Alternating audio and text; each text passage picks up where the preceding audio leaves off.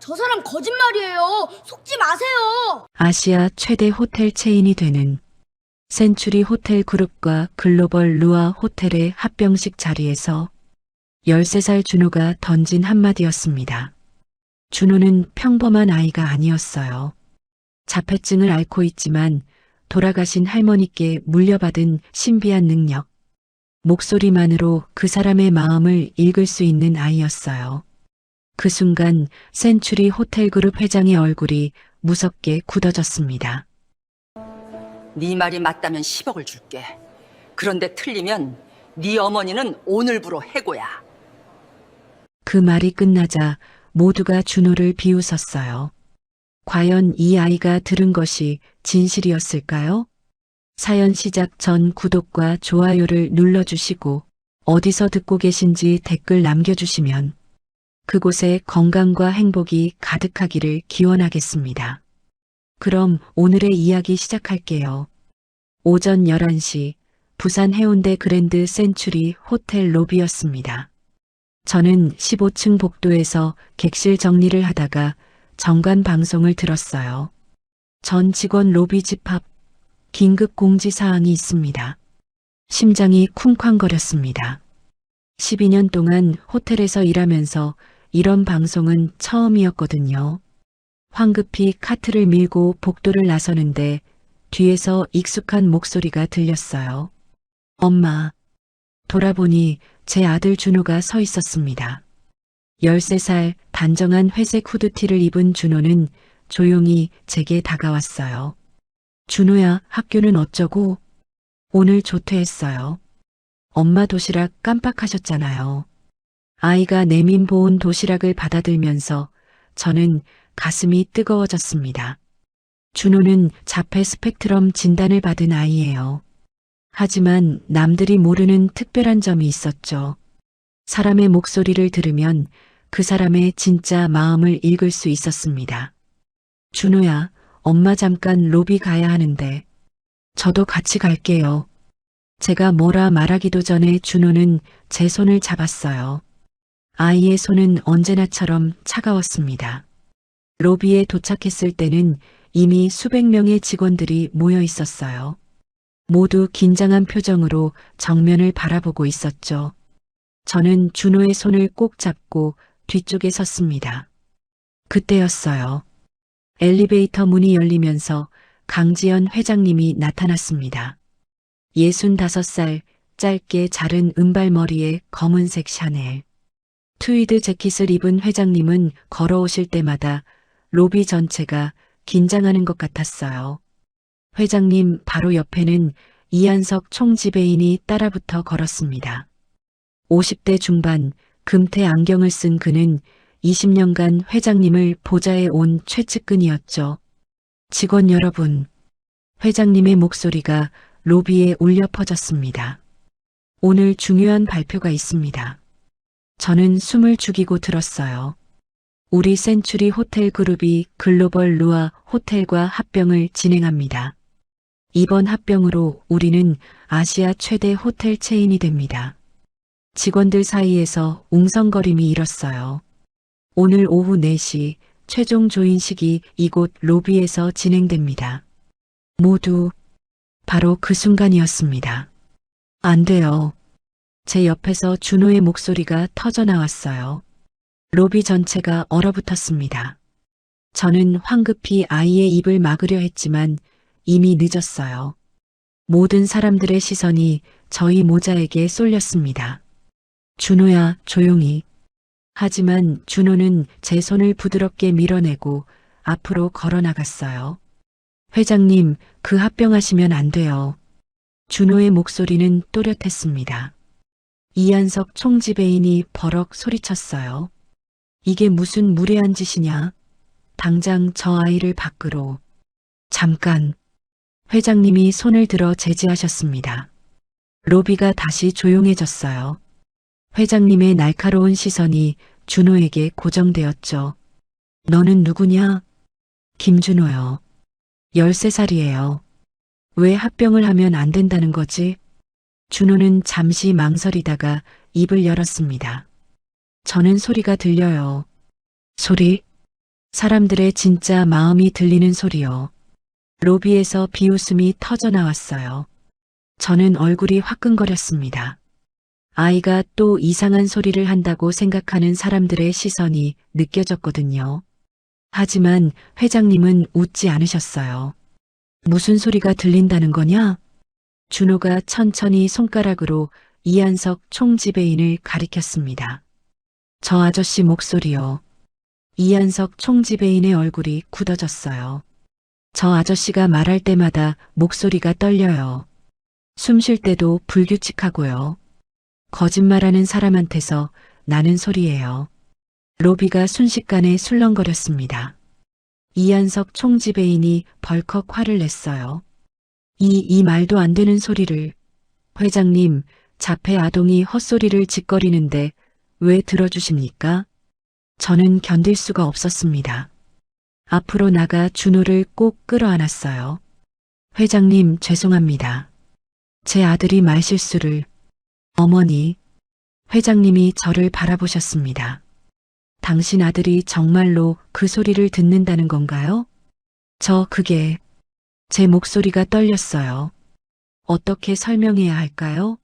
준호가 6살 때부터 사람들의 목소리를 듣고 감정을 읽어낸다는 거리요. 동네에서는 이상한 아이라고 손가락질했고 학교에서는 왕따를 당했어요. 그래서 저는 늘 준호에게 말했습니다. 그 소리는 다른 사람한테 말하면 안 돼. 하지만 오늘 준호는 처음으로 그 능력을 세상에 드러낸 겁니다.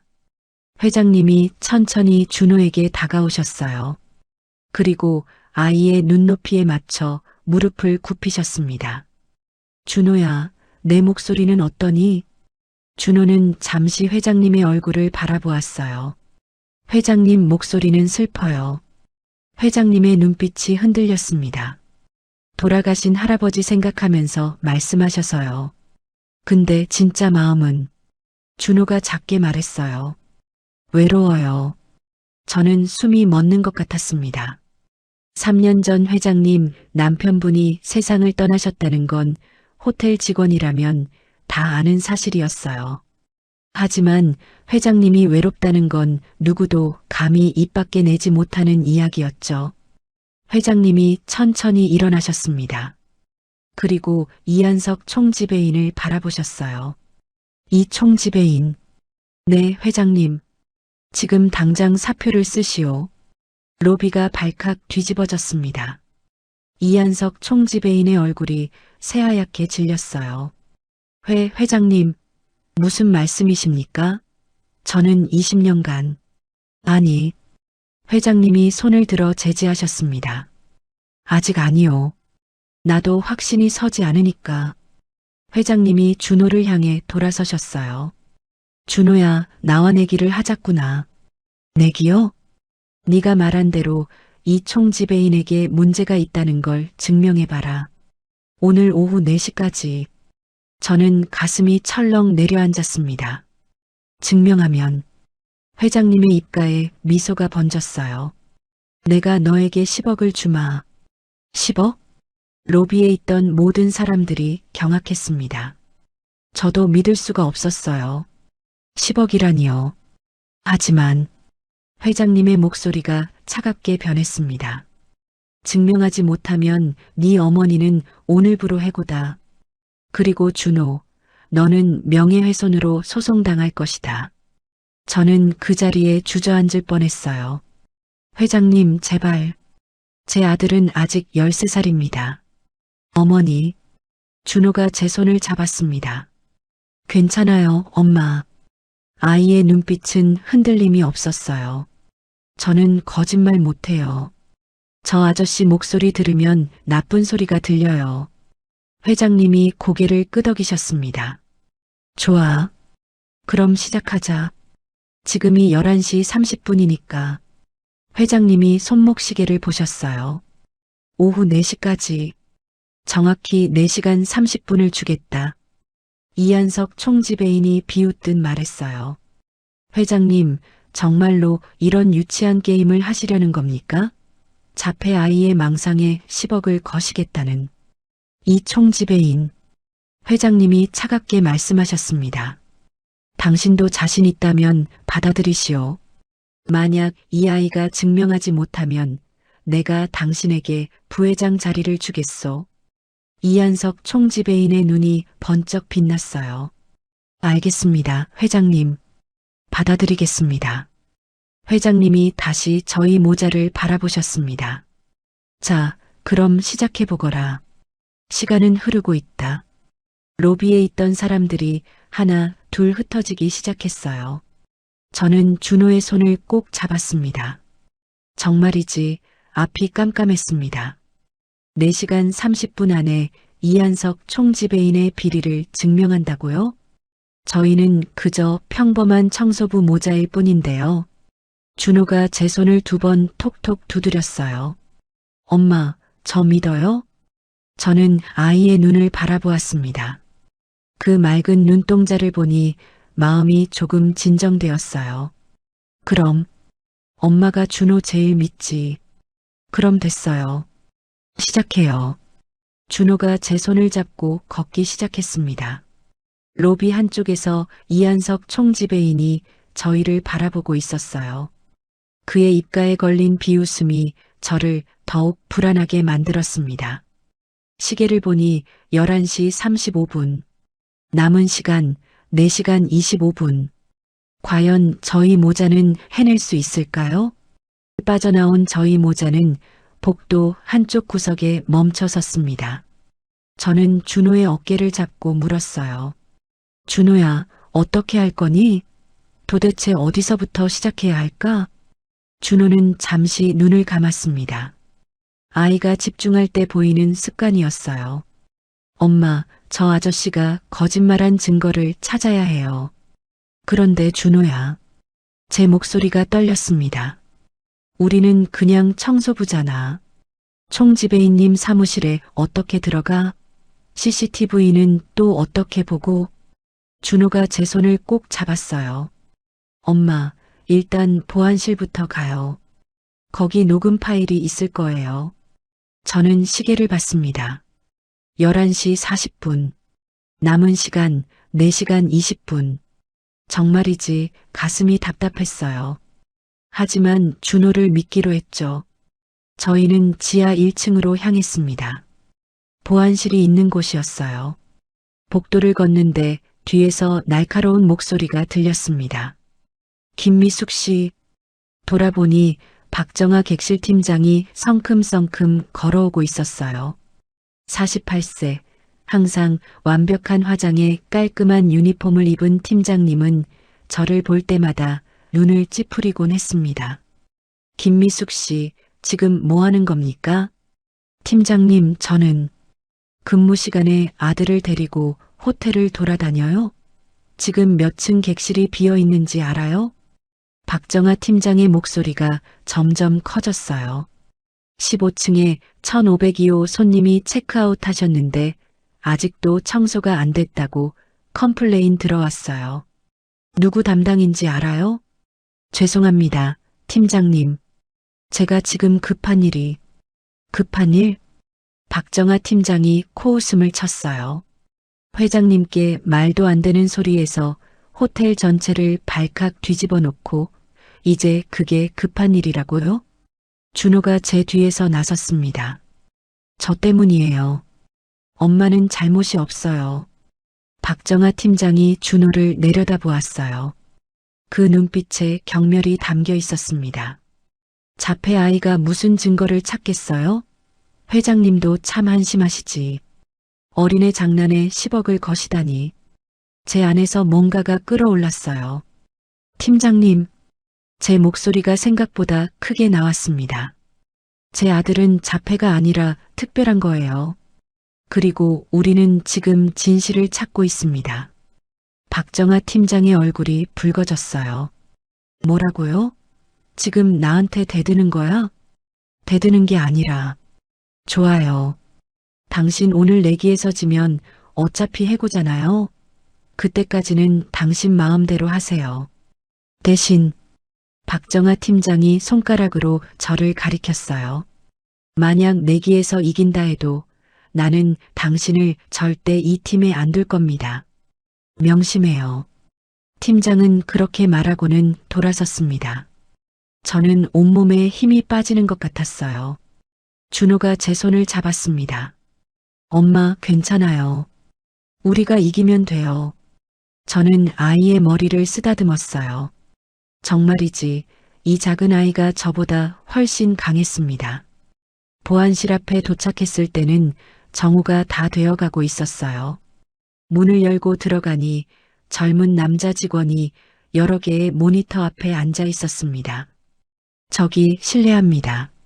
누구세요? 직원이 귀찮다는 듯 저를 쳐다보았어요. 저는 객실 청소부 김미숙입니다. 혹시 CCTV 녹음 파일을 볼 수 있을까요? 녹음 파일이요? 무슨 일인데요? 그게 준호가 앞으로 나섰습니다. 회장님이 허락하셨어요.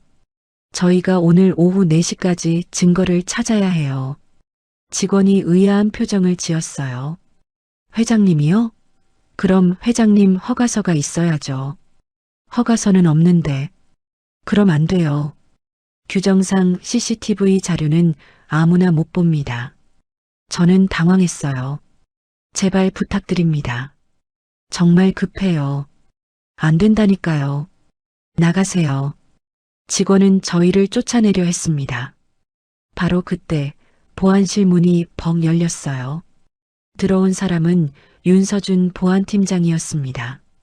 35살 건장한 체격에 냉정한 인상의 윤서준 팀장은 로비에서 모든 걸 지켜본 사람이었죠. 무슨 일이야? 젊은 직원이 대답했어요. 팀장님, 이분들이 CCTV 녹음 파일을 보여달라는데요. 윤서준 팀장이 저희를 바라보았습니다.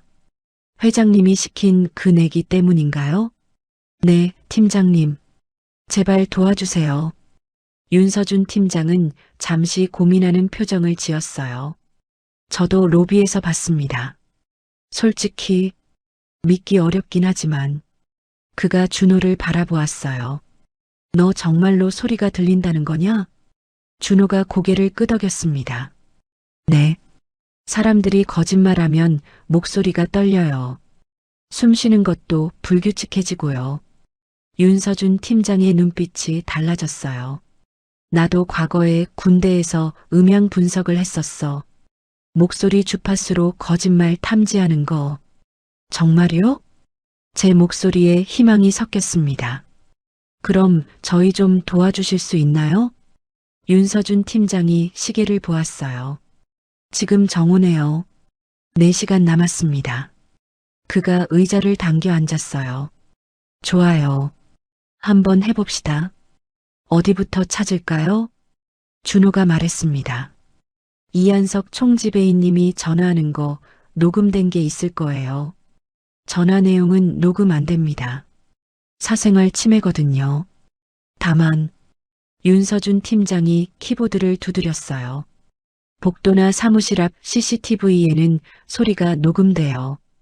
입모양이랑 주변 소리 정도는 들을 수 있죠.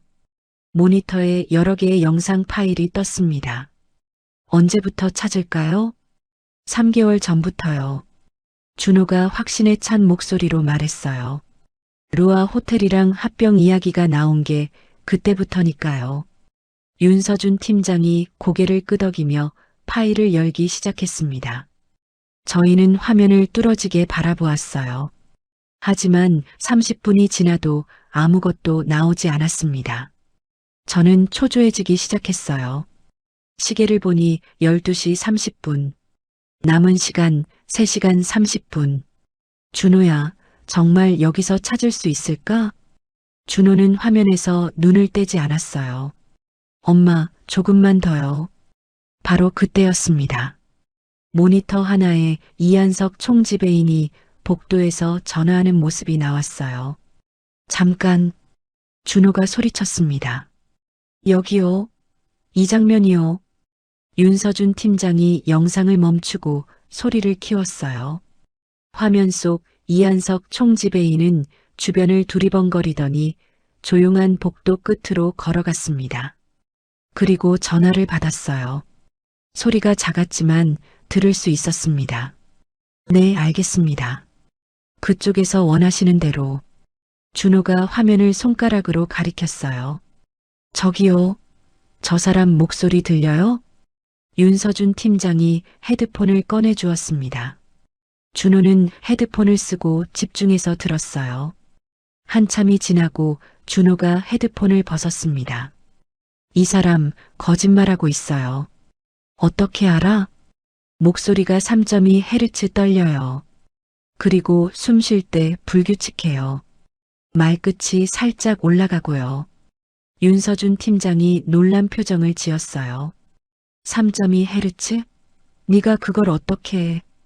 들리거든요. 다른 사람들 목소리랑 다르게 들려요. 저는 가슴이 두근거렸습니다. 드디어 뭔가 찾은 걸까요? 그런데 윤서준 팀장이 난처한 표정을 지었어요. 이것만으론 부족합니다. 전화 내용도 잘 안 들리고 거짓말한다는 것만으론 비리의 증거가 안 돼요. 제 마음이 다시 무거워졌습니다. 바로 그때 보안실 문이 열렸어요. 들어온 사람은 이한석 총지배인이었습니다. 그는 여유로운 미소를 띠고 있었어요. 오, 여기 계셨군요. 열심히 찾고 계시네요. 저는 자리에서 일어났습니다. 총지배인님, 윤 팀장. 이한석 총지배인이 윤서준 팀장을 바라보았어요. 업무 시간에 이런 개인적인 일로 보안실을 쓰게 해줘도 되나요? 윤서준 팀장이 대답했습니다. 회장님 허락이 있었습니다. 허락이요? 이한석 총지배인이 피식 웃었어요. 내기는 내기일 뿐입니다. 회장님도 진심으로 이 아이가 뭘 찾을 거라고 기대하시는 건 아니에요. 그가 시계를 보았습니다. 지금 1시네요. 3시간 남았군요. 힘내세요. 이한석 총지배인은 그렇게 말하고는 보안실을 나갔어요. 문이 닫히고 저는 무너질 것 같았습니다. 엄마, 준호가 제 손을 잡았어요. 저 사람 지금 거짓말했어요. 뭐라고? 회장님도 진심이 아니다 그 말이요. 저 사람 목소리가 엄청 떨렸어요. 무서워하고 있어요. 준호의 눈빛이 빛났습니다. 엄마, 우리가 뭔가 찾을까봐 저 사람이 겁나는 거예요. 그래서 일부러 여유로운 척하는 거예요. 윤서준 팀장도 고개를 끄덕였어요. 맞아요. 아까 들어올 때 그 사람 손이 떨리는 거 봤어요. 저는 희망이 생겼습니다. 그렇습니다. 준호 말이 맞아요. 만약 정말로 아무것도 없다면 이한석 총지배인이 굳이 여기까지 찾아올 이유가 없었겠죠. 그럼 계속 찾아봅시다. 제가 말했어요. 오후 1시, 남은 시간 3시간. 우리 꼭 찾을 수 있어요. 준호가 환하게 웃었습니다. 네, 엄마. 저희는 다시 모니터 앞에 앉았어요. 하지만 마음 한구석에는 여전히 불안이 남아 있었습니다. 과연 3시간 안에 결정적인 증거를 찾을 수 있을까요? 오후 1시 20분. 저희는 여전히 보안실에서 CCTV 영상을 확인하고 있었습니다. 하지만 뚜렷한 증거는 나오지 않았어요. 이한석 총지배인이 복도에서 전화하는 장면, 누군가를 만나는 장면, 그뿐이었습니다. 목소리는 너무 작게 들렸고 대화 내용은 알 수 없었어요. 윤서준 팀장이 헤드폰을 벗으며 한숨을 쉬었습니다. 이걸로는 부족해요. 법적으로 증거가 되려면 명확한 거래 내용이나 금액이 나와야 하는데 저는 시계를 봤어요. 오후 1시 30분. 남은 시간 2시간 30분. 가슴이 답답했습니다. 정말이지 우리가 이길 수 있을까요? 준호는 여전히 모니터를 뚫어지게 바라보고 있었어요. 아이의 눈에는 피로가 역력했습니다. 준호야, 이제 그만하자. 제가 아이의 어깨에 손을 얹었어요. 엄마가 잘못 생각한 거야. 우리 같은 사람들이 어떻게 총지배인님을 이기겠어. 준호가 저를 올려다보았습니다. 엄마, 포기하는 거예요? 포기가 아니라 제 목소리가 떨렸어요. 현실적으로 생각하는 거야. 엄마가 다른 일자리 찾으면 돼. 준호는 아직 어리니까 명예훼손 소송도 크게 문제 없을 거고. 윤서준 팀장이 저를 바라보았어요. 김미숙 씨, 정말 그만두실 겁니까? 팀장님도 보셨잖아요. 증거가 없어요. 우리가 아무리 찾아봐도. 바로 그때였습니다. 준호가 갑자기 제 손을 잡았어요. 엄마 가방이요. 가방? 엄마가 항상 들고 다니는 크로스백이요. 거기 할머니가 주신 녹음기 있잖아요. 저는 깜짝 놀랐습니다. 제 가방 속에는 정말로 낡은 녹음기가 들어 있었어요. 돌아가신 시어머니께서 물려주신 거였죠. 준호야, 그게 왜? 엄마, 할머니가 어디서 일하셨어요? 저는 잠시 생각했습니다. 병원에서 간병인으로 일하셨지. 그게 왜? 준호의 눈이 반짝였어요. 할머니가 돌아가시기 전에 어느 병원에서 일하셨어요? 센츄리 메디컬 센터. 잠깐, 제 머리가 번쩍 들었습니다. 센츄리 메디컬 센터는 저희 호텔 그룹이 운영하는 병원이었어요. 3년 전 할머니가 거기서. 준호가 급히 말했어요. 강지연 회장님 남편분 돌아가시기 전에 그 병원에 계셨어요. 그리고 할머니가 간병하셨고요.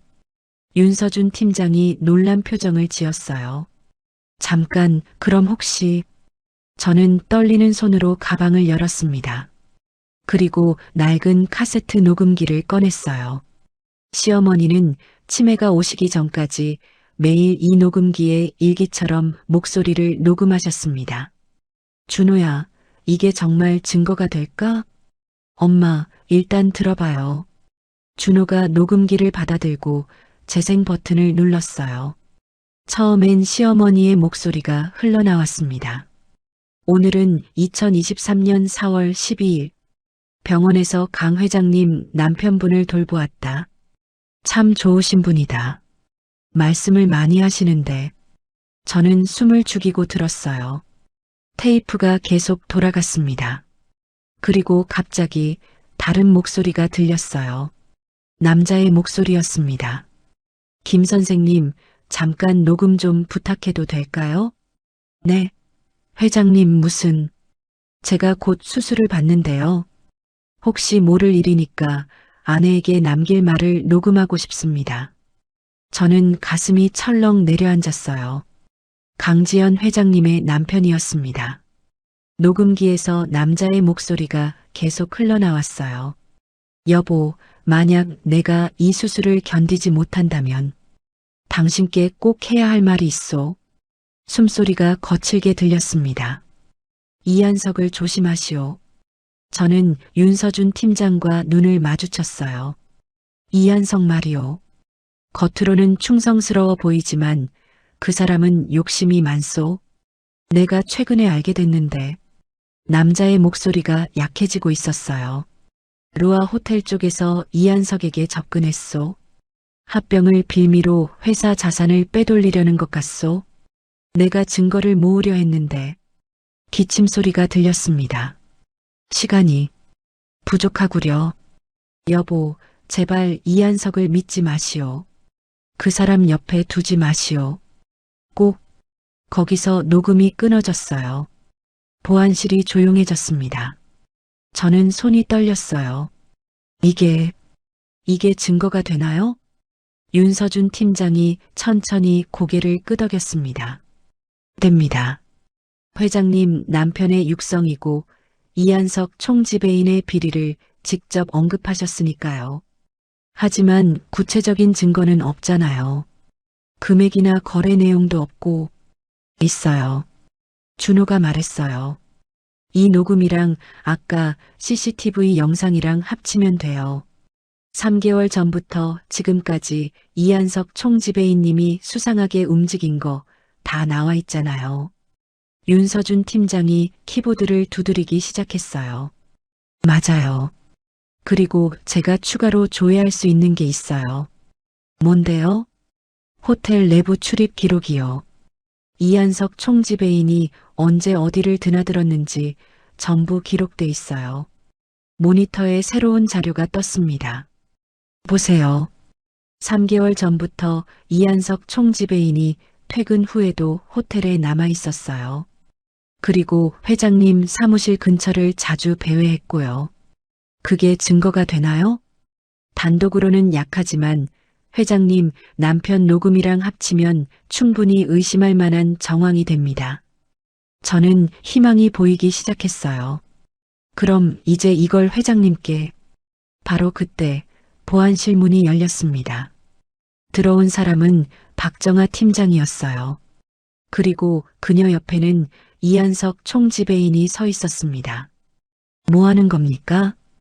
이한석 총지배인의 목소리가 차갑게 깔렸어요. 근무 시간에 보안실을 사적으로 이용하다니.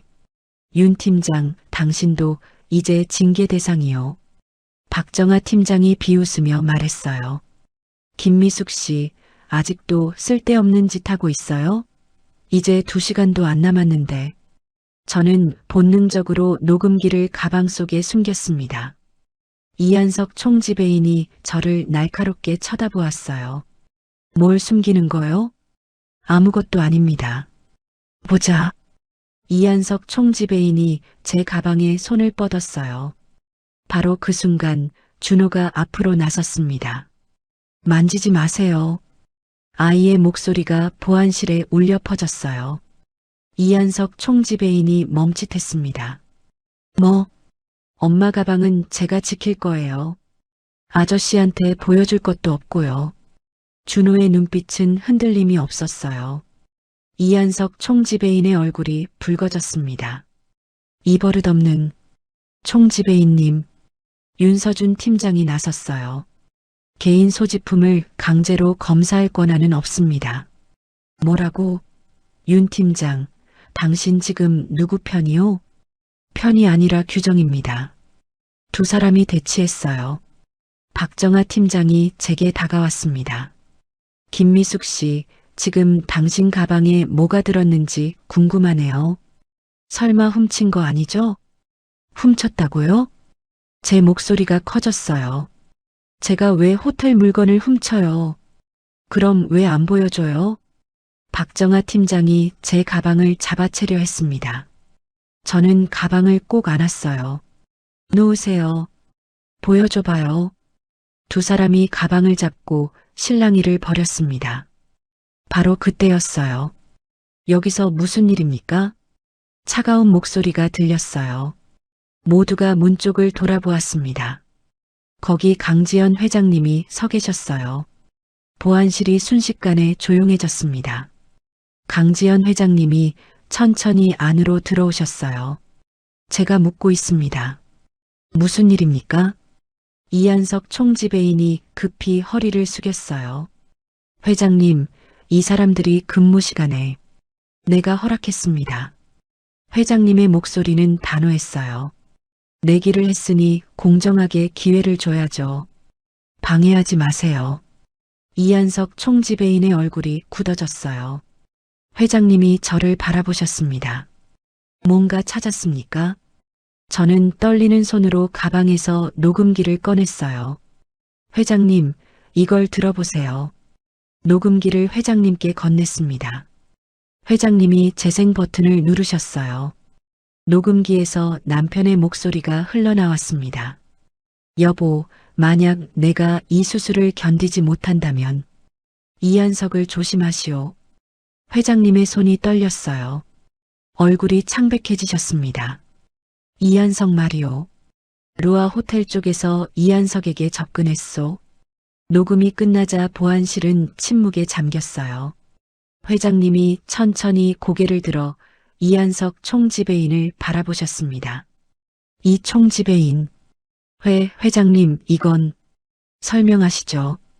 내 남편이 왜 당신을 조심하라고 했을까요? 이한석 총지배인의 이마에 땀이 흘렀어요. 그건 오해입니다. 회장님 남편께서 병환 중에 오해?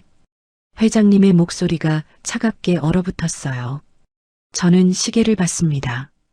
오후 2시, 남은 시간 2시간. 하지만 이제 우리에게는 결정적인 무기가 생긴 겁니다. 준호가 제 손을 꼭 잡았어요. 엄마, 우리 해냈어요. 저는 아이를 끌어안았습니다. 정말이지, 포기하지 않길 잘했어요. 녹음기의 목소리가 끝나고 보안실은 얼어붙었습니다. 강지연 회장님은 여전히 녹음기를 두 손으로 꼭 쥐고 계셨어요. 손이 떨리고 있었습니다. 회장님, 이한석 총지배인이 조심스럽게 입을 열었어요. 이건 오해입니다. 회장님 남편께서 병환 중에 혼란스러워서 닥치세요. 회장님의 목소리가 차갑게 얼어붙었어요. 내 남편이 혼란스러웠다고요? 수술 전날까지 정신이 또렷하셨던 분이? 하지만 회장님, 이건 3년 전 일입니다. 구체적인 증거가 없잖습니까? 이한석 총지배인의 목소리에 다급함이 묻어났어요. 목소리만으로는 저를 범죄자로 만들 수 없습니다. 제가 실제로 루아 호텔과 무슨 거래를 했다는 증거가 어디 있습니까? 저는 가슴이 철렁했습니다. 맞는 말이었어요. 녹음기에는 의심만 담겨 있을 뿐 구체적인 증거는 없었습니다. 회장님도 망설이고 계셨어요. 윤 팀장. 회장님이 윤서준 팀장을 불렀습니다. 다른 증거는 없습니까? CCTV든 출입 기록이든. 회장님, CCTV 영상과 출입 기록은 있지만 그것만으로는 비리를 입증하기 어렵습니다. 윤서준 팀장이 솔직하게 대답했어요. 이한석 총지배인의 입가에 미소가 번졌습니다. 보십시오, 회장님. 저는 20년간 회장님을 충성스럽게 섬겨왔습니다. 어린아이의 착각과 3년 전 녹음 하나로 저를 의심하시는 겁니까? 바로 그때였습니다. 준호가 앞으로 나섰어요. 아저씨, 지금도 거짓말하고 있어요. 뭐라고? 아저씨 목소리가 떨려요. 숨도 불규칙하고 무서워서 그러는 거예요. 이한석 총지배인의 얼굴이 붉어졌어요. 이 버릇없는 준호야. 회장님이 준호를 바라보셨습니다. 네가 정말로 그 소리를 듣는다는 건 알겠어. 하지만 법정에서는 그것만으로 부족해. 저는 무너지는 것 같았습니다. 시계를 보니 오후 2시 15분. 남은 시간 1시간 45분. 이대로 지는 건가요? 바로 그때 윤서준 팀장이 갑자기 무언가 생각난 듯 표정이 바뀌었어요. 잠깐만요. 그가 컴퓨터 앞으로 달려갔습니다. 뭔가 있습니까? 회장님이 물으셨어요. 회장님, 호텔 시스템에는 임직원 이메일이 백업 저장됩니다. 보안상 1년치 메일이 자동으로 서버에. 윤서준 팀장의 손가락이 빠르게 키보드를 두드렸어요. 불법 아닙니까? 이한석 총지배인이 소리쳤습니다. 보안 규정상 합법입니다. 회사 메일은 회사 자산이니까요. 화면에 여러 개의 이메일 목록이 떴습니다. 윤서준 팀장이 검색창에 루아 호텔을 입력했어요. 있습니다. 저는 숨을 죽였어요. 화면에 이한석 총지배인이 루아 호텔 CEO에게 보낸 메일이 나타났습니다. 윤서준 팀장이 그 메일을 열었어요. 회장님, 보십시오. 회장님이 화면 앞으로 다가가셨습니다. 저도 뒤에서 화면을 봤어요. 메일 내용이 보였습니다. 존경하는 김 회장님께 합병건에 대해 논의한 대로 한국지사의 고객 데이터베이스와 운영 노하우를 제공하겠습니다. 약속하신 15억 원은 스위스 계좌로 입금 부탁드립니다. 보안실이 다시 조용해졌어요. 15억 원. 구체적인 금액이 나온 겁니다. 이건 조작입니다. 이한석 총지배인이 비명처럼 소리쳤어요. 누가 제 메일을 조작한 겁니다. 조작이라고요? 윤서준 팀장이 차갑게 웃었어요. 메일 서버에는 발신 시간과 IP 주소가 전부 기록됩니다. 이 메일은 4개월 전 당신 사무실 컴퓨터에서 발송됐어요. 이한석 총지배인의 얼굴이 새하얗게 질렸습니다. 그리고 더 있습니다. 윤서준 팀장이 다른 파일을 열었어요.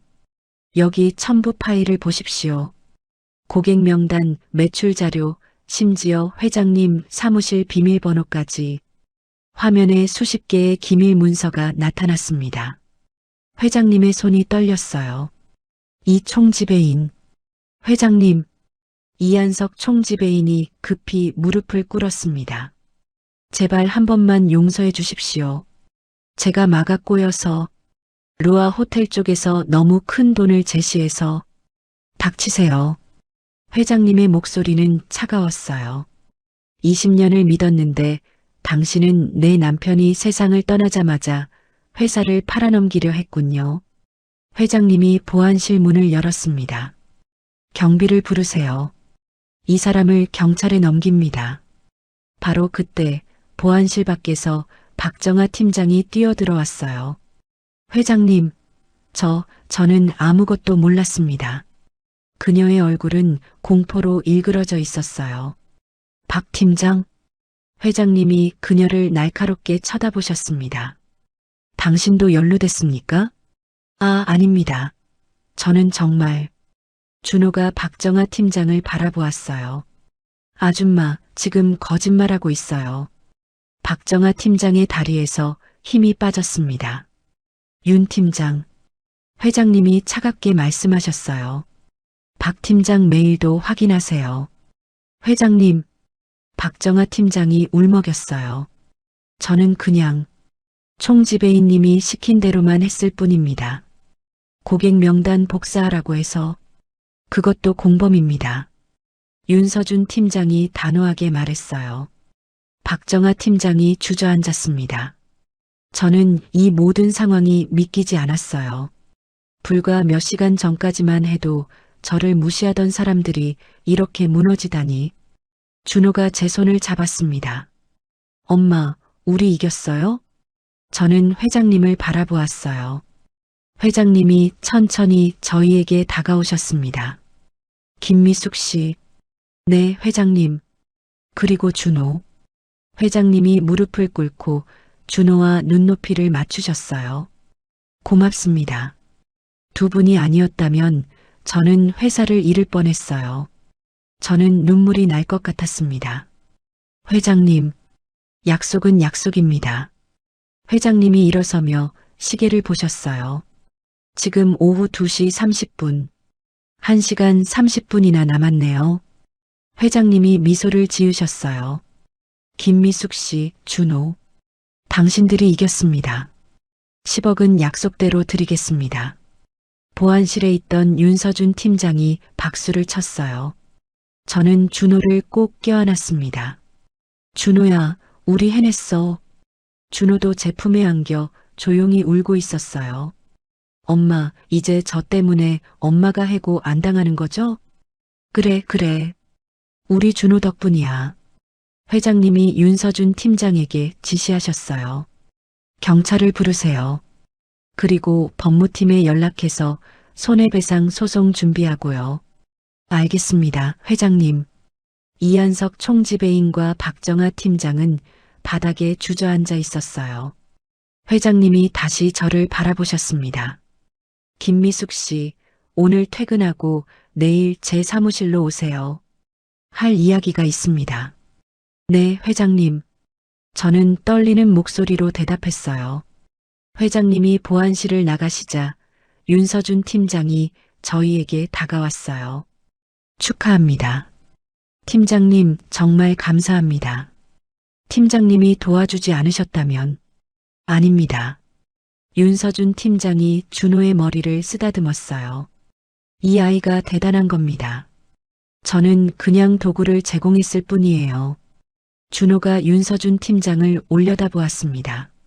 아저씨, 목소리가 편안해졌어요. 아까는 긴장했었는데. 윤서준 팀장이 웃었어요. 준호야, 너 정말 대단하구나. 잠시 후 경찰이 도착했습니다. 이한석 총지배인과 박정아 팀장이 수갑을 차고 끌려나갔어요. 이한석 총지배인은 끝까지 저를 노려보았습니다. 당신들 때문에 20년이. 하지만 저는 더 이상 그의 눈빛이 무섭지 않았어요. 보안실을 나서는데 복도에 직원들이 모여 있었습니다. 모두가 저희를 바라보고 있었어요. 그리고 누군가 박수를 치기 시작했습니다. 1명, 2명, 3명. 곧 복도 전체가 박수 소리로 가득 찼어요. 저는 얼굴이 화끈거렸습니다. 준호의 손을 잡고 복도를 걸었어요. 사람들이 길을 터주었습니다. 수고하셨습니다. 대단하세요. 여기저기서 축하 인사가 들렸어요. 저는 고개를 숙이며 걸었습니다. 엘리베이터에 도착했을 때 저는 준호를 다시 한번 꼭 껴안았어요. 준호야, 엄마가 너무 자랑스러워. 엄마도 대단했어요. 포기하지 않았잖아요. 엘리베이터 문이 열렸습니다. 저희는 함께 엘리베이터에 올랐어요.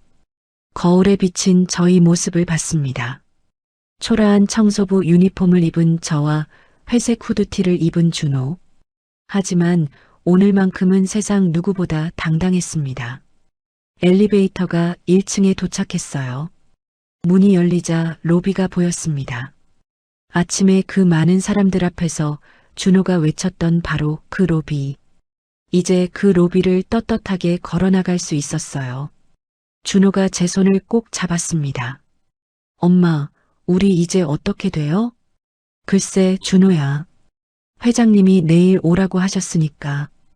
그때 알게 되겠지. 사실 저도 몰랐어요. 10억 원이라는 돈은 상상할 수도 없는 금액이었습니다. 하지만 그것보다 더 소중한 걸 얻은 것 같았어요.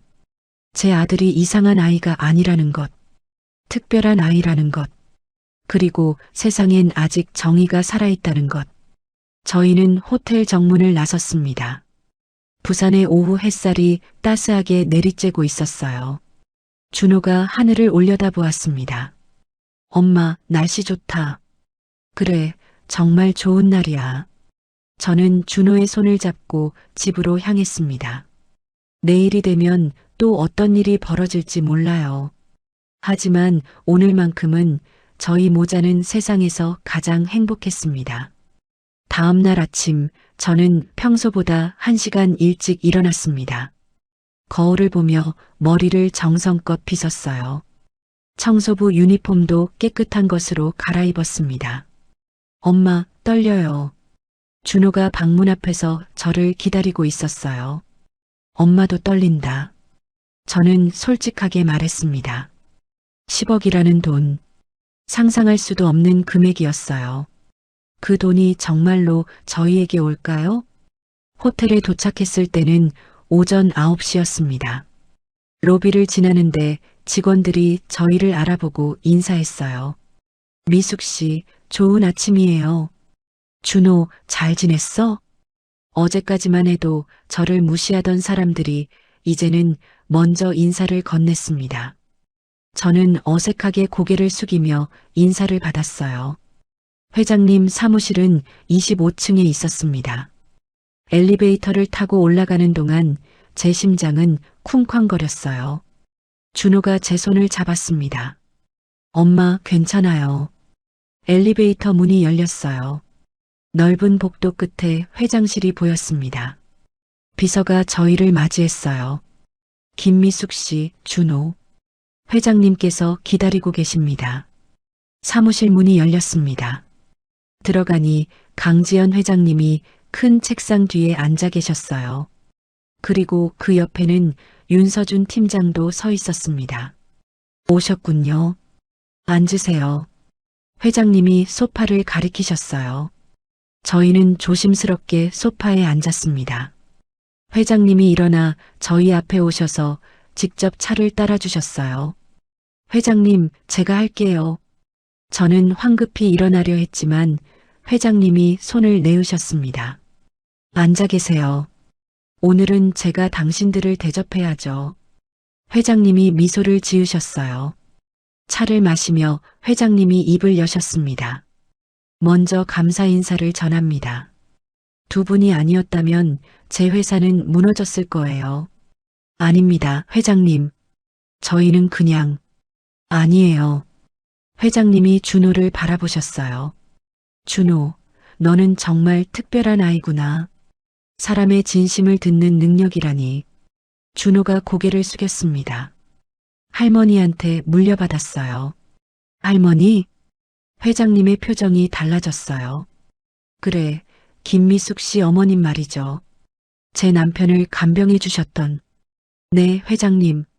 저는 고개를 끄덕였습니다. 시어머니께서 센츄리 메디컬 센터에서 일하셨어요.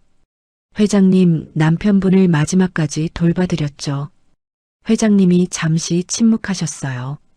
그리고 천천히 입을 여셨습니다. 김미숙 씨, 사실 저는 당신 어머님을 잘 알고 있었어요. 네. 제가 놀라서 물었어요. 제 남편이 돌아가시기 전날 밤 저는 병원에 있었어요. 그때 당신 어머님이 저를 복도로 부르셨죠. 회장님의 눈가가 촉촉해졌습니다. 그분이 저에게 말씀하셨어요. 회장님, 제게는 특별한 능력이 있습니다. 사람의 마음을 읽을 수 있죠. 회장님, 남편분께서 걱정하고 계세요. 이한석이라는 사람을 조심하라고 하십니다. 저는 숨이 멎는 것 같았어요. 시어머니께서 그런 말씀을. 네. 하지만 저는 믿지 않았어요. 회장님이 쓸쓸하게 웃으셨습니다. 그때는 이한석을 너무 믿었거든요. 그래서 당신 어머님 말씀을 미신이라고 치부했죠. 회장님이 준호를 바라보셨어요. 그런데 어제 준호가 똑같은 말을 했어요. 이한석을 조심하라고. 그 순간 깨달았습니다. 당신 어머님이 진실을 말씀하셨다는 것을. 저는 눈물이 날 것 같았습니다. 시어머니는 돌아가시기 전까지 준호의 능력을 걱정하셨어요. 세상 사람들이 이상하게 볼까 봐요. 그런데 시어머니께서는 그 능력으로 누군가를 도우려 하셨던 겁니다. 회장님, 김미숙 씨. 회장님이 저를 똑바로 바라보셨어요. 10억은 약속대로 드리겠습니다. 하지만 제가 부탁하고 싶은 게 있어요. 네, 회장님. 말씀하세요.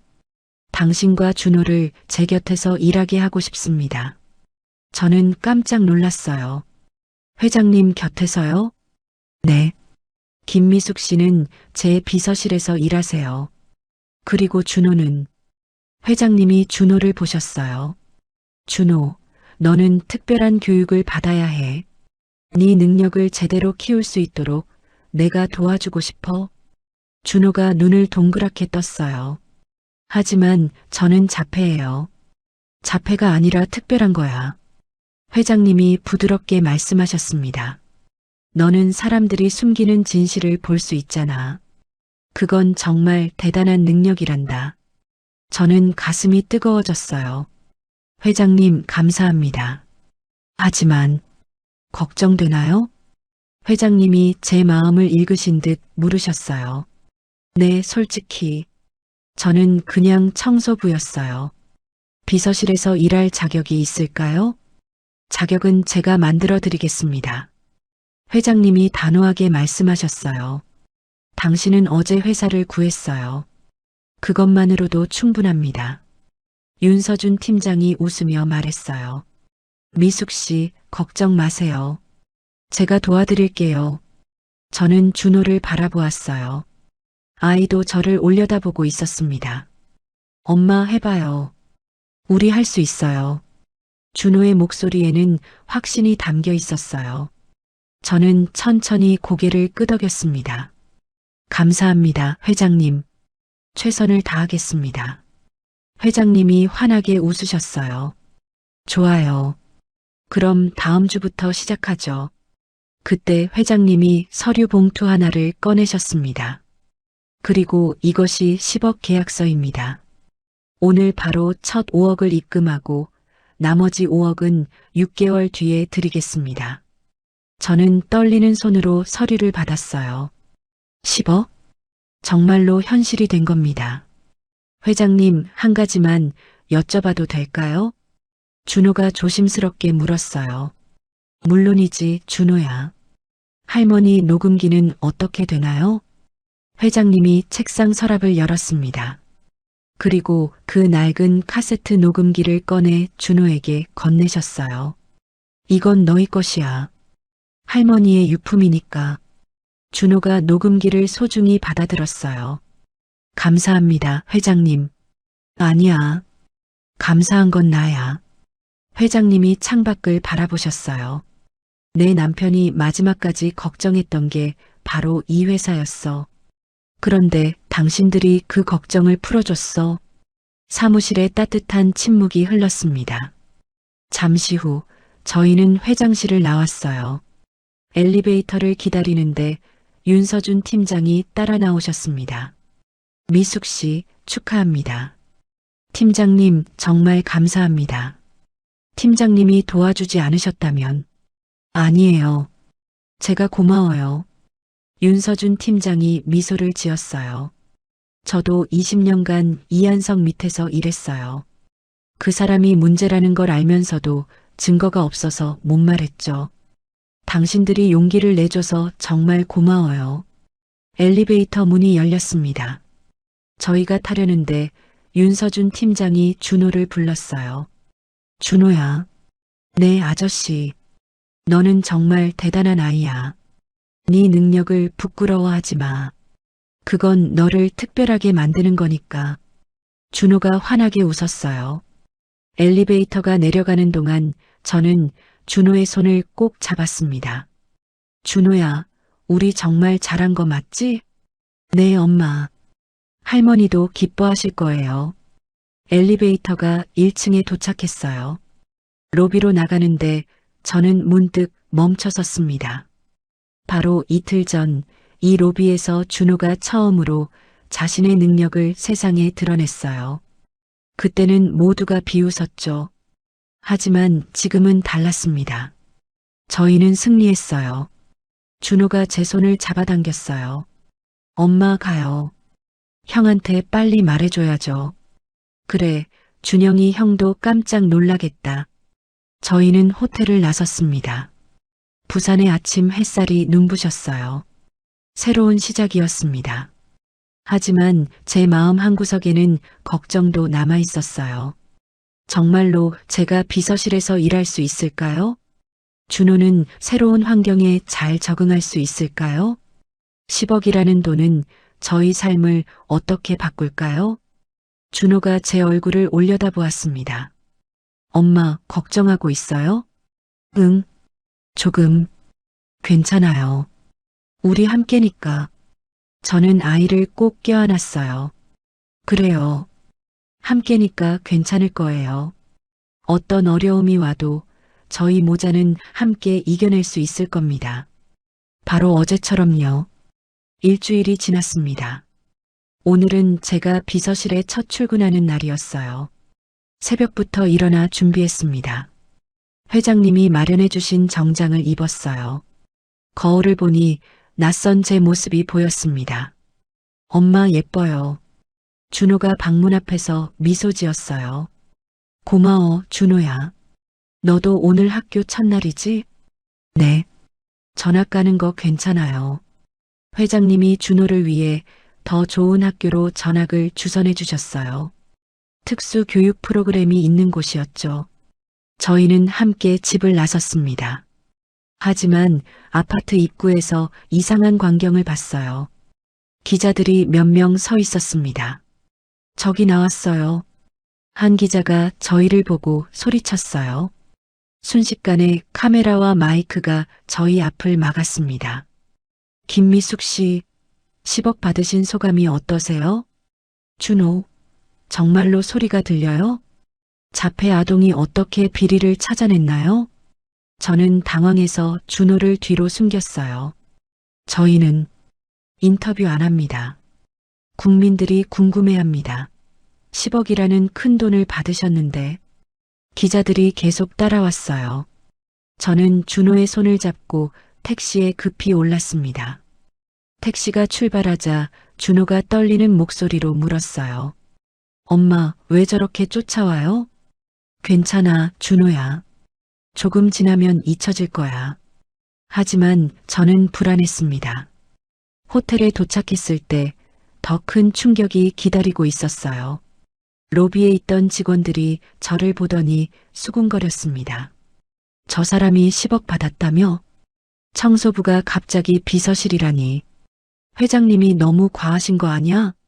저는 고개를 숙이고 빠르게 걸었어요. 엘리베이터에서 준호와 헤어졌습니다. 준호는 회장님이 마련한 차량으로 새 학교에 가야 했거든요. 엄마, 힘내세요. 너도 준호야. 저는 23층 비서실로 올라갔어요. 문을 열고 들어가니 6명의 비서들이 저를 쳐다보았습니다. 안녕하세요. 오늘부터 함께 일하게 된 김미숙입니다. 저는 최대한 밝게 인사했어요. 하지만 대답은 차가웠습니다. 네. 책상은 저쪽이에요. 비서실장이 구석 자리를 가리켰어요. 저는 그곳으로 가서 앉았습니다. 김미숙 씨, 일단 이 파일들 정리부터 해주세요. 한 비서가 서류 더미를 제 책상에 쌓았어요. 회장님 일정이 아니라 그냥 보관용 서류예요. 날짜별로 정리하면 돼요. 네, 알겠습니다. 저는 열심히 일했어요. 하지만 점심시간이 되자 아무도 저를 부르지 않았습니다. 비서들은 함께 나가면서 저는 쳐다보지도 않았어요. 저는 혼자 자리에서 도시락을 먹었습니다. 오후가 되자 더 힘들어졌어요. 김미숙 씨, 이거 복사 좀 해주세요. 김미숙 씨, 커피 타주실래요? 김미숙 씨, 회장님 차량 청소 좀 해주세요. 모두 청소부나 하는 일들이었어요. 저는 참았습니다. 첫날이니까, 적응 기간이니까. 하지만 화장실에서 들은 대화는 제 마음을 아프게 했어요. 저 사람 청소부 일이나 시키면 되잖아. 왜 비서실에 앉혀놨대? 10억 받았으면 됐지. 욕심도 많아. 자기 아들 자폐라며? 그런 애가 정말 소리를 들었을까? 저는 화장실 칸 안에서 눈물을 참았어요. 같은 시각 준호의 학교. 준호는 새 학교 교실에 앉아 있었습니다. 선생님이 소개했어요. 얘는 전학 온 김준호예요. 여러분, 친하게 지내주세요. 아이들이 준호를 쳐다보았어요. 쉬는 시간이 되자 몇몇 아이들이 준호에게 다가왔습니다. 너 그 뉴스에 나온 애지? 10억 받았다며? 소리가 들린다고? 정말이야? 준호는 조용히 고개를 끄덕였어요. 그럼 내가 지금 뭐 생각하는지 맞춰봐. 한 남자아이가 비웃으며 말했어요. 그런 건 안 돼. 목소리를 들어야. 에이, 거짓말쟁이네. 열받아. 우리 부모님은 열심히 일하는데 쟤는 거짓말로 10억 원 받았잖아. 아이들이 준호를 둘러쌌어요. 이상하네. 사기꾼. 준호는 아무 말도 하지 않았습니다. 그저 책상에 엎드려 있을 뿐이었어요. 저녁이 되어 집으로 돌아왔을 때 저는 완전히 지쳐 있었습니다. 준호도 기운이 없어 보였어요. 준호야, 학교는 어땠어? 괜찮았어요. 준호는 거짓말을 하고 있었어요. 저는 알 수 있었습니다. 그때 큰아들 준영이 들어왔어요. 23살 준영은 대학을 다니며 아르바이트로 생계를 돕고 있었죠. 엄마, 형 왔어요. 준호가 반갑게 말했어요. 하지만 준영의 표정이 평소와 달랐습니다. 엄마, 왜 준영아? 진짜 10억 받은 거예요? 응, 그래. 왜 저한테는 말 안 하셨어요? 준영의 목소리가 차가웠어요. 준영아, 엄마가 말하려고 했는데 신문에서 봤어요. 뉴스에도 나오더라고요. 우리 엄마가 10억 받았다고. 준영이 소파에 털썩 앉았어요. 친구들이 다 물어봐요. 너네 집 갑자기 부자 됐다며? 준영아, 너 이제 학교 안 다녀도 되겠네? 준영아, 엄마, 솔직히 말해요. 엄마는 이제 저 필요 없는 거죠? 준호만 있으면 되는 거잖아요. 무슨 소리야? 제 목소리가 커졌어요. 엄마는 너희 둘 다 똑같이 사랑해. 그래요? 그런데 왜 준호만 좋은 학교 보냈어요? 저는 대학 등록금도 아르바이트로 벌고 있는데. 준영의 목소리에 원망이 섞여 있었어요. 형? 준호가 일어났어요. 형, 엄마 탓하지 마. 엄마는 우리 둘 다. 너 닥쳐. 준영이 소리쳤습니다. 네가 이상한 소리 듣는다고 해서 이 난리가 났잖아. 우리 가족 조용히 살 수 있었는데. 준호의 얼굴이 창백해졌어요. 형, 솔직히 말해. 너 정말로 소리 들려? 아니면 운 좋게 맞춘 거야? 형, 나는. 엄마, 저는 방 들어갈게요. 준영이 자기 방으로 들어가 문을 쾅 닫았습니다. 저는 무너질 것 같았어요. 준호는 그 자리에 서서 눈물을 흘리고 있었습니다. 엄마, 제가 잘못한 거예요? 아니야, 준호야. 형이 지금 힘들어서 그래. 제가 소리를 안 들었으면 우리 가족이 행복했을까요? 저는 준호를 꼭 껴안았어요. 아니야. 넌 아무 잘못 없어. 하지만 제 목소리도 떨리고 있었습니다. 정말로 제가 잘한 걸까요? 10억을 받은 것이, 비서실로 옮긴 것이, 준호를 전학 보낸 것이 모든 게 잘못된 선택이었던 걸까요? 밤이 깊어졌습니다. 준호는 잠들었지만 저는 잠이 오지 않았어요. 거실에 나와 앉아 있는데 준영의 방문이 열렸습니다. 엄마, 아직 안 주무세요? 응. 준영이 제 옆에 앉았어요. 엄마, 아까는 제가 너무 심했어요. 미안해요. 아니야, 엄마가 미안하지. 준영이 마음도 헤아리지 못하고. 아니에요. 준영이 고개를 숙였어요. 저도 준호 덕분에 엄마가 해고 안 당한 거 알아요. 그리고 10억도 사실 놀라긴 했지만 기쁘기도 했어요. 그런데 제 친구들이, 사람들이 저희 가족을 이상하게 봐요. 너네 사기친 거 아니야? 자폐애가 무슨 소리를 들어? 이런 말들이요. 준영의 목소리가 떨렸어요. 저도 힘들어요, 엄마.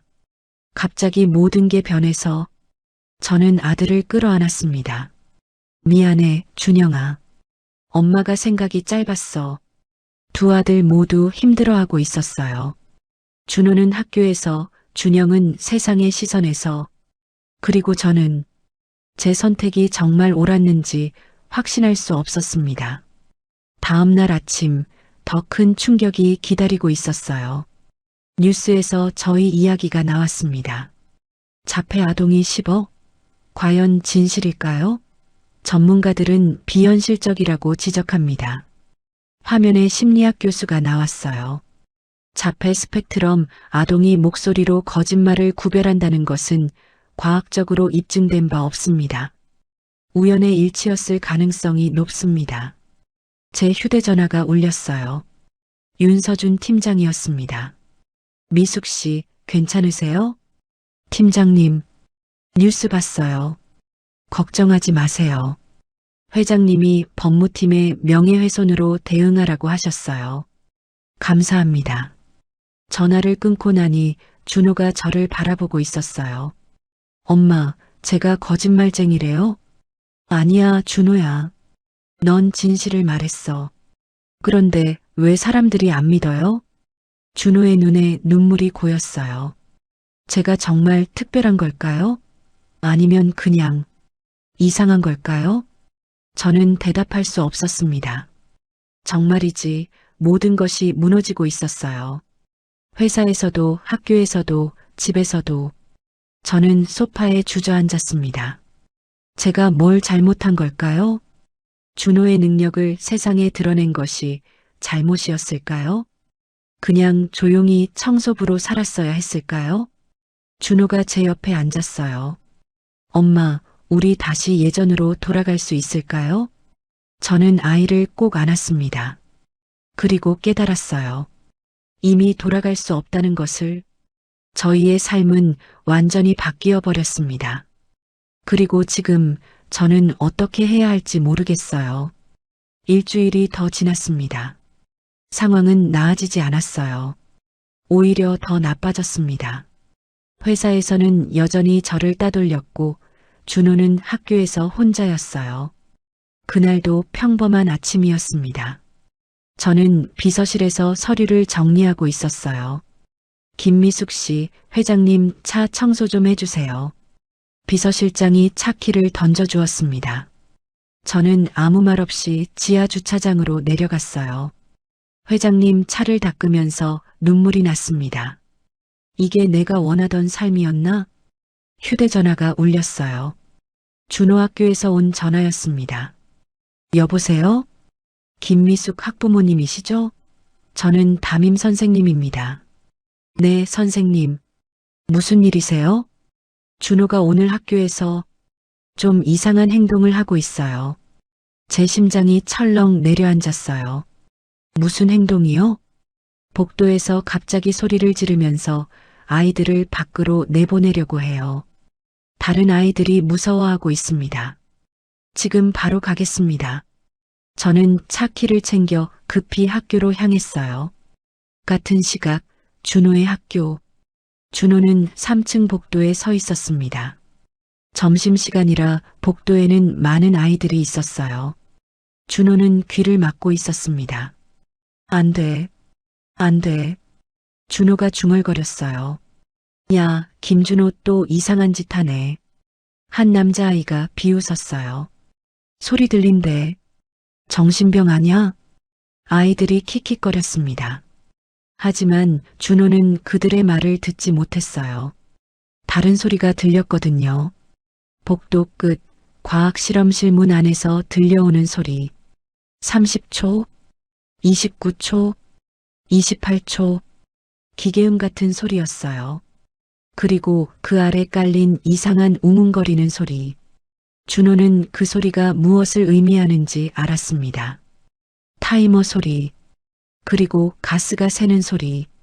다들 밖으로 나가. 준호가 소리쳤어요. 뭐? 아이들이 준호를 쳐다보았어요. 빨리. 실험실이 폭발해. 또 시작이네. 무슨 폭발? 거짓말쟁이가 또 관심 받으려고. 아이들은 준호를 비웃었습니다. 하지만 준호는 복도를 뛰기 시작했어요. 선생님, 선생님. 복도 끝에 있던 젊은 여교사가 돌아봤어요. 준호야, 왜 그래? 실험실이요. 실험실에서 이상한 소리가 나요. 이상한 소리? 타이머 소리요. 그리고 가스 새는 소리. 여교사는 난처한 표정을 지었어요. 준호야, 지금 점심시간이라 실험실은 비어 있어. 아니에요. 가봐야 해요. 준호가 실험실 문을 열려고 했어요. 준호야, 함부로 실험실에 들어가면 안 돼. 바로 그때였습니다. 실험실 안에서 작은 폭발음이 들렸어요. 여교사의 얼굴이 창백해졌습니다. 다들 대피해. 지금 당장. 여교사가 비상벨을 눌렀어요. 복도에 있던 아이들이 놀라서 뛰기 시작했어요. 불이야. 도망쳐. 순식간에 혼란이 일어났습니다.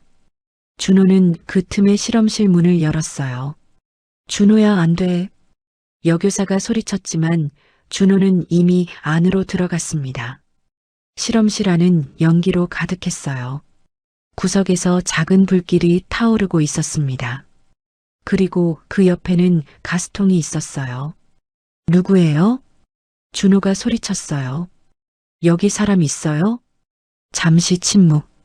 그리고 작은 소리가 들렸습니다. 도와줘. 준호는 그 소리를 따라갔어요.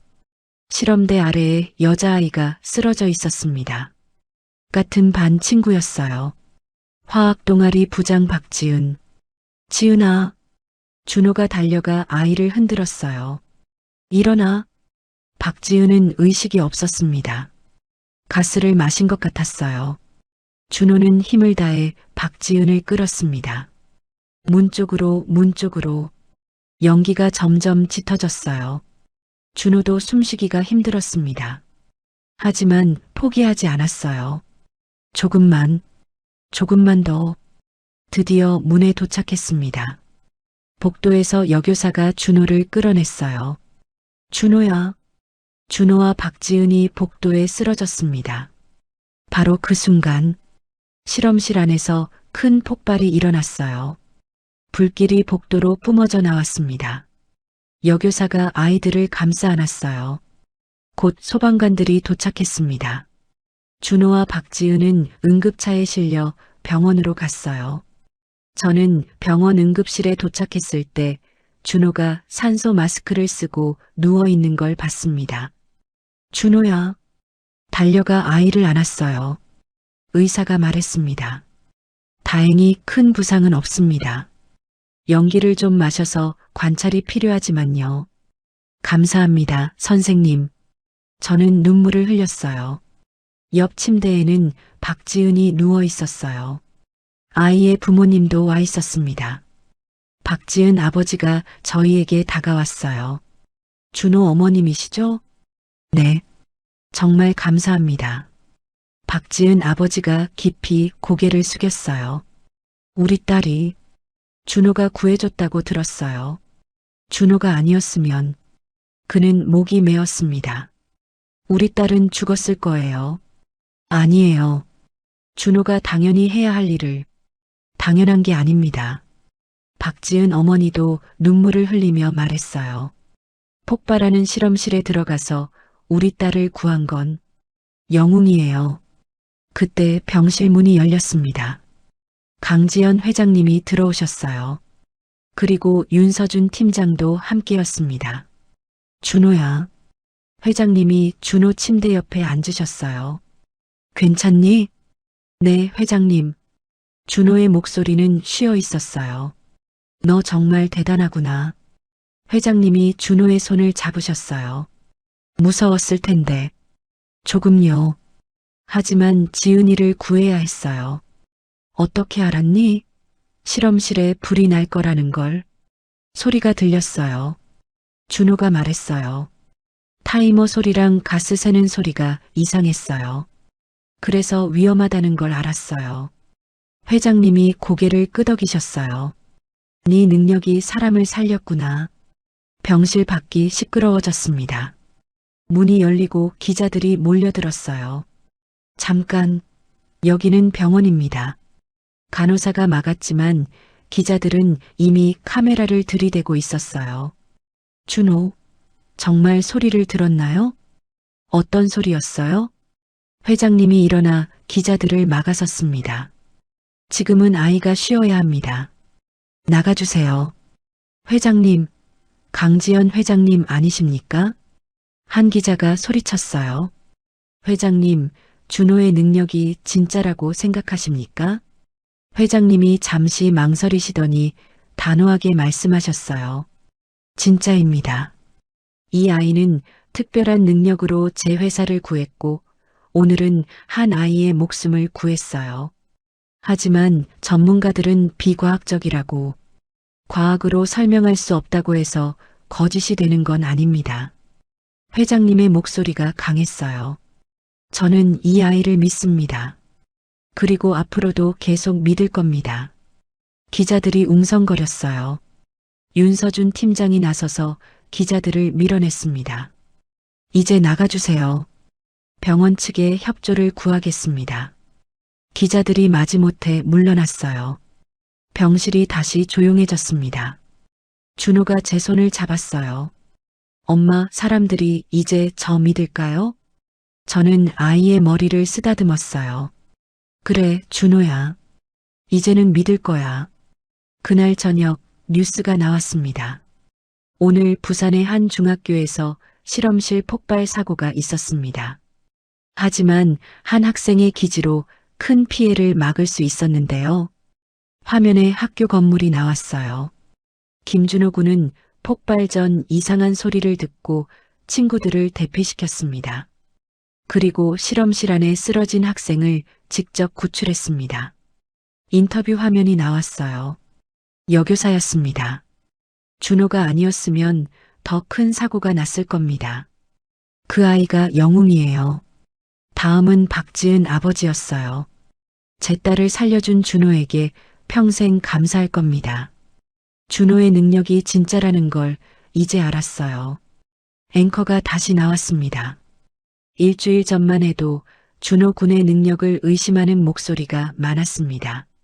하지만 오늘의 일로 많은 것이 바뀔 것으로 보입니다. 저는 준호를 안았어요. 준호야, 잘했어. 정말 잘했어. 휴대전화가 울렸습니다. 준영이었어요. 엄마, 뉴스 봤어요. 그래, 준영아. 준호. 괜찮아요? 준영의 목소리에 걱정이 묻어났어요. 응, 괜찮아. 엄마, 제가 미안해요. 준호한테도 미안하고. 준영아, 준호 바꿔줘요. 저는 준호에게 전화를 건넸어요. 형이야. 준호가 전화를 받았습니다. 형? 준호야, 미안해. 형이 너무 심했어. 전화 너머로 준영의 울먹이는 소리가 들렸어요. 형도 무서웠어. 갑자기 모든 게 바뀌어서. 그래서 너한테 화풀이 했어. 정말 미안해. 괜찮아요, 형. 준호가 눈물을 닦았어요. 형도 힘들었던 거 알아요. 넌 정말 대단한 동생이야. 형이 자랑스러워. 준호가 환하게 웃었어요. 전화를 끊고 준호가 저를 올려다보았습니다. 엄마, 이제 좀 괜찮아질까요? 저는 아이를 꼭 안았어요. 그래, 준호야. 이제 괜찮아질 거야. 창밖으로 부산의 야경이 보였어요. 반짝이는 불빛들. 마치 저희 가족의 미래처럼 밝게 빛나고 있었습니다. 가장 어두웠던 순간을 지나 드디어 빛이 보이기 시작했어요. 준호는 더 이상 이상한 아이가 아니었습니다. 그는 진짜 영웅이었어요. 3개월이 지났습니다. 부산 해운대 그랜드 센츄리 호텔 25층. 저는 새로 마련된 복지팀 사무실 창가에 서 있었어요. 팀장님, 서류 확인 부탁드립니다. 젊은 여직원이 파일을 건넸습니다. 고마워요, 수진 씨. 저는 서류를 받아들었어요. 복지팀장 김미숙. 명함에 적힌 제 이름을 볼 때마다 아직도 믿기지 않았습니다. 회장님은 약속을 지키셨어요. 저를 비서실이 아닌 새로 만든 복지팀의 팀장으로 임명하셨죠. 직원들의 복지와 근무 환경을 개선하는 일, 청소부로 12년을 일하며 가장 잘 알게 된 것들이었습니다. 사무실 문이 열리고 윤서준 씨가 들어왔어요. 미숙 씨, 오늘 재단 준공식 가시죠? 네, 물론이죠. 저는 미소 지었습니다. 오늘은 특별한 날이었어요. 희망소리 재단이 정식으로 문을 여는 날이었습니다. 회장님이 10억 중 5억을 출연해서 만든 재단이었죠. 청각 장애와 자폐 스펙트럼 아동들을 위한 교육센터였어요. 준호는 학교에서 바로 올 거예요? 네, 오후 수업 끝나고 온대요. 준호는 이제 학교에서 인기가 많았어요. 영웅 준호라고 불렸죠. 아이들은 더 이상 준호를 이상하게 보지 않았습니다. 오히려 준호와 친구가 되고 싶어 했어요. 준호를 괴롭히던 아이들도 사과했습니다. 특히 지은이는 준호의 가장 친한 친구가 되었어요. 오후 2시, 저와 윤서준 씨는 재단 건물에 도착했습니다. 부산 해운대 해변이 내려다 보이는 아름다운 건물이었어요. 입구에는 이미 많은 사람들이 모여 있었습니다. 미숙 씨, 준호가 손을 흔들며 달려왔어요. 그 옆에는 준영이도 있었습니다. 형도 왔어? 당연하지. 동생 재단 개관식인데. 준영이 환하게 웃었어요. 3개월 전에 그 갈등은 완전히 해결됐습니다. 준영은 저희에게 진심으로 사과했고, 이제는 준호를 누구보다 아끼는 형이 되었어요. 대학 등록금도 제가 낼 수 있게 되었죠. 준호야. 뒤에서 목소리가 들렸어요. 돌아보니 지은이와 그녀의 부모님이 서 계셨습니다. 지은아, 아저씨, 아줌마도 오셨어요? 당연하지. 준호 덕분에 우리 딸이 살았는데. 박지은 아버지가 준호의 머리를 쓰다듬었어요. 준호야, 오늘 축하해. 너를 위한 재단이잖아. 저만을 위한 건 아니에요. 저 같은 아이들 모두를 위한 거예요. 준호의 대답에 모두가 웃었습니다. 오후 3시 개관식이 시작되었어요. 강지연 회장님이 단상에 오르셨습니다. 여러분, 오늘 이 자리에 와주셔서 감사합니다. 회장님의 목소리가 홀에 울려 퍼졌어요. 희망소리 재단은 특별한 아이들을 위한 곳입니다. 세상이 이상하다고 말하는 아이들, 다르다고 손가락질하는 아이들. 회장님이 잠시 말을 멈추셨어요. 하지만 저는 알게 되었습니다. 그 아이들은 이상한 것이 아니라 특별한 것이라는 걸요. 회장님이 준호를 바라보셨어요. 제 회사를 구한 것도, 한 아이의 목숨을 구한 것도 바로 그 특별함 덕분이었습니다. 사람들이 박수를 쳤어요. 이 재단은 그런 특별한 아이들이 자신의 능력을 발견하고 키울 수 있는 곳이 될 것입니다. 회장님이 테이프 커팅을 하셨어요. 우레와 같은 박수가 터져 나왔습니다. 준호가 단상에 초대되었어요. 준호야, 한마디 해줄래? 준호는 잠시 망설이다가 마이크 앞에 섰습니다. 저는 오랫동안 제가 이상하다고 생각했어요. 준호의 목소리가 떨렸어요. 사람들의 소리가 들린다고 하면 모두 비웃었어요. 학교에서도 왕따였고요. 홀이 조용해졌습니다. 하지만 엄마는 저를 믿어줬어요. 그리고 회장님도, 윤 아저씨도, 지은이도. 준호가 저를 바라보았어요. 이제 저는 알아요. 제가 이상한 게 아니라 특별한 거라는 걸요. 준호가 환하게 웃었어요. 이 재단이 저 같은 아이들에게 희망이 되었으면 좋겠어요. 세상이 뭐라고 해도 우리는 특별하니까요. 사람들이 일어나 박수를 쳤습니다. 저는 눈물을 닦았어요. 제 아들이 정말 자랑스러웠습니다. 개관식이 끝나고 리셉션이 열렸어요. 저는 회장님과 조용히 이야기를 나눴습니다. 회장님, 정말 감사합니다. 제가 더 감사하죠. 당신 모자가 제 인생을 바꿔놨어요. 회장님이 창밖을 바라보셨어요. 제 남편이 마지막으로 남긴 말이 맞았어요. 이한석을 조심하라고. 남편분께서도 기뻐하실 거예요. 그럴 거예요. 회장님이 미소 지으셨어요. 당신 시어머니도요. 그분의 능력이 준호에게 전해져서 우리 모두를 구했으니까. 저는 고개를 끄덕였습니다. 시어머니는 돌아가시기 전 제게 말씀하셨어요. 미수가 준호를 잘 키워라. 그 아이는 특별하다. 그때는 무슨 말씀인지 몰랐어요. 하지만 이제는 알았습니다. 해가 지고 리셉션이 끝날 무렵 저희 가족은 해변을 걸었어요.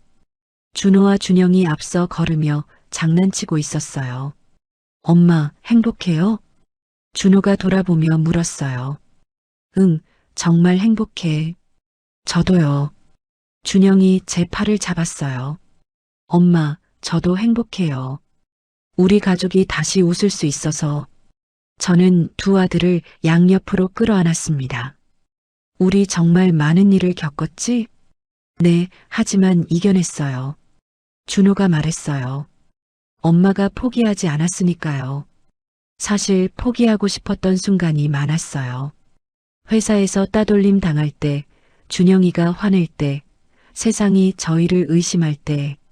하지만 저는 참았습니다. 준호를 믿었으니까요. 준호야, 네 능력을 앞으로 어떻게 쓰고 싶어? 준영이 물었어요. 사람들을 돕고 싶어요. 준호가 진지하게 대답했어요. 거짓말하는 사람들을 찾아내서 정의를 지키고 싶어요.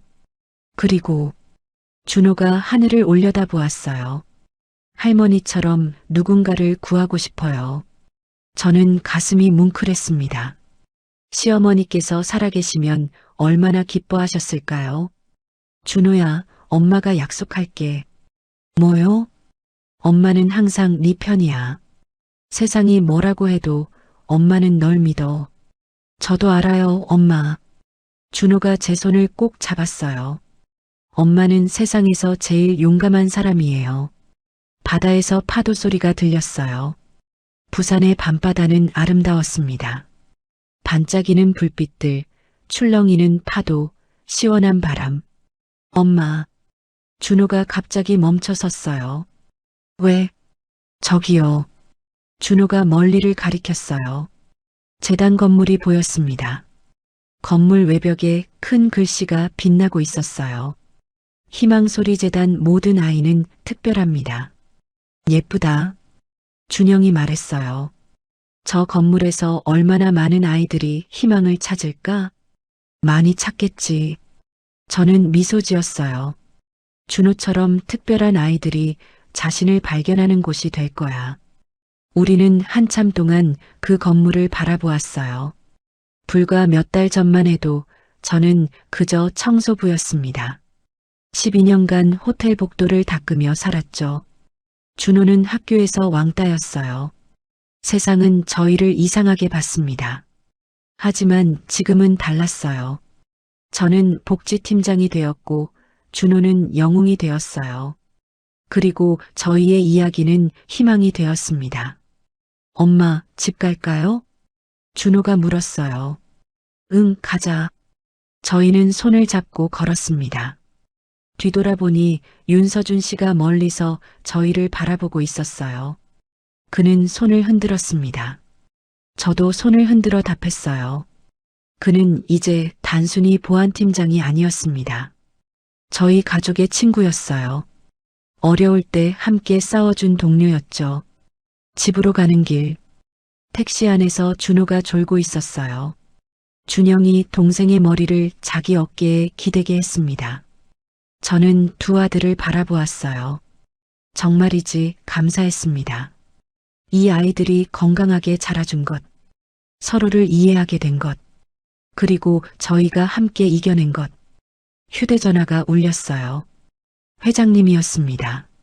미숙 씨, 내일 아침 회의 참석 가능하세요? 네, 회장님. 좋아요. 새로운 복지 프로그램 논의할 게 있어서요. 알겠습니다. 전화를 끊고 저는 창밖을 바라보았어요. 부산의 야경이 흘러갔습니다. 이 도시에서 저는 새로운 삶을 시작했어요. 청소부에서 팀장으로, 무시받는 엄마에서 존경받는 직원으로, 그리고 무엇보다 포기하지 않는 사람으로. 집에 도착했을 때 준호가 잠에서 깼어요. 엄마, 다 왔어요? 응, 다 왔어.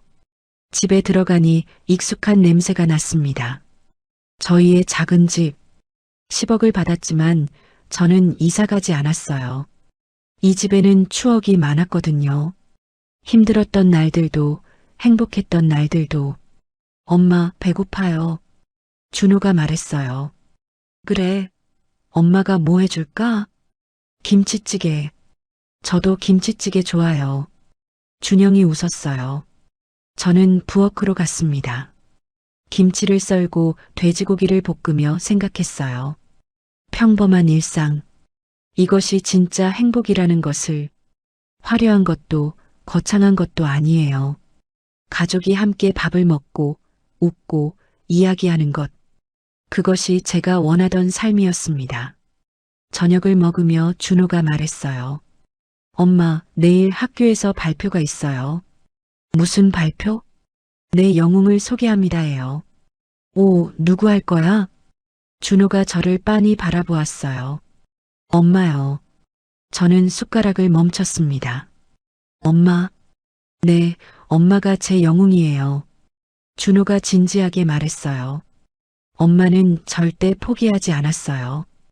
회사 사람들이 무시해도, 형이 화내도, 세상이 저희를 의심해도 준호의 눈에 눈물이 고였어요. 엄마는 저를 믿어줬어요. 그래서 제가 여기까지 올 수 있었어요. 저는 준호를 꼭 안았습니다. 준호야, 네가 엄마의 영웅이야. 둘 다 영웅이에요. 준영이 웃으며 말했어요. 우리 가족 모두 영웅이죠. 우리는 함께 웃었어요. 그날 밤 잠들기 전 저는 시어머니 사진을 꺼내봤습니다. 어머니, 저희 잘하고 있죠? 사진 속 시어머니는 따뜻하게 웃고 계셨어요. 준호가 정말 훌륭하게 자랐어요. 어머니 말씀대로 특별한 아이예요.